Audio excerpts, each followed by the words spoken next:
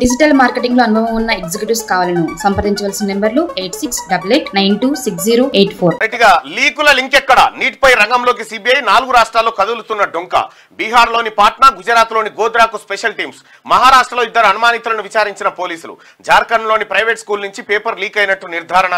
NEET exams కు 750 మంది డుమ్మా, గ్రేస్ మార్కులు కలిపిన 1563 మంది అభ్యర్థులకు గాను 813 మంది హాజరయ్యారు.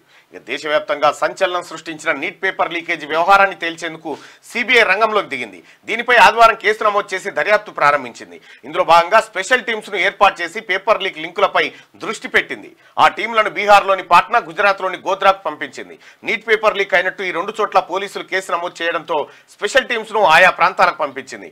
మరోవైపు బీహార్లోని పాట్నా, గుజరాత్లోని గోధ్రాలో నమోదైన పోలీస్ కేసులను సిబిఐకి అప్పగిస్తూ ఆయా రాష్ట్ర ప్రభుత్వాలు నోటిఫికేషన్లు విడుదల చేశాయి. కాగా నీట్ పేపర్ లీక్ అయినట్టు ఆరోపణలు రావడం, దేశవ్యాప్తంగా నిరసనలు తీవ్రం కావడంతో ఈ కేసును సిబిఐకి అప్పగిస్తూ శనివారం రాత్రి కేంద్ర ప్రభుత్వం ఉత్తర్వులు ఇచ్చింది.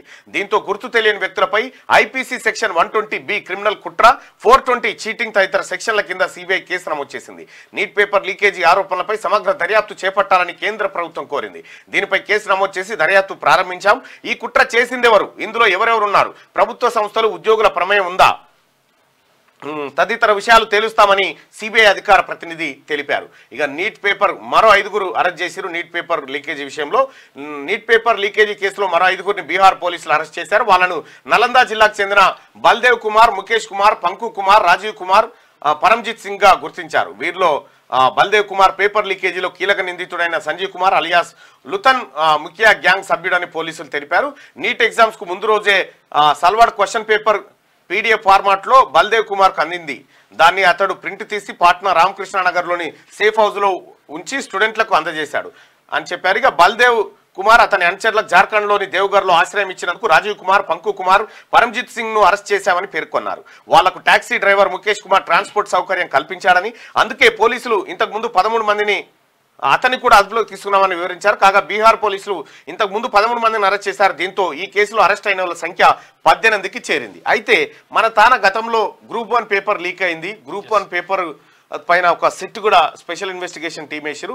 మరి ఆ కేసు ఎంతవరకు వచ్చింది, ఏం వ్యవహారం అనేది చూడాల్సినటువంటి అంశం. అయితే పిల్లల జీవితాలతోని ఆటలాడుకునేటువంటి ఇలాంటి లీకేజీ గాలని ఎట్టి పరిస్థితుల్లో ఉపేక్షించకూడదు. ఎందుకంటే ఎంతో మంది పిల్లలు ఆశలు పెట్టుకొని చదివి జీవితమే దానికి దారపోసేటువంటి పరిస్థితులు ఇలాంటి లీకేజీల వల్ల మొత్తం వ్యవస్థ దెబ్బతినేటువంటి అవకాశం ఉంది. సో కాబట్టి దీనిపైన కఠినంగా వ్యవహరించాల్సినటువంటి అవసరం ఉంది. నీట్ మళ్ళీ నిర్వహించొద్దంటూ రాజ్కోట్లో స్టూడెంట్లు ఆందోళన చేస్తూ ఉన్నారు, నో రీనీట్ అని. ఇక ఇంకో వైపు ఏమో బీహార్ పోలీసుల అదుపులో నీట్ పేపర్ లీకేజీ నిందితులు. డిజిటల్ మార్కెటింగ్ లో అనుభవం ఉన్న ఎగ్జిక్యూటివ్స్ కావాలను సంప్రదించవలసిన నెంబర్లు 8688926084.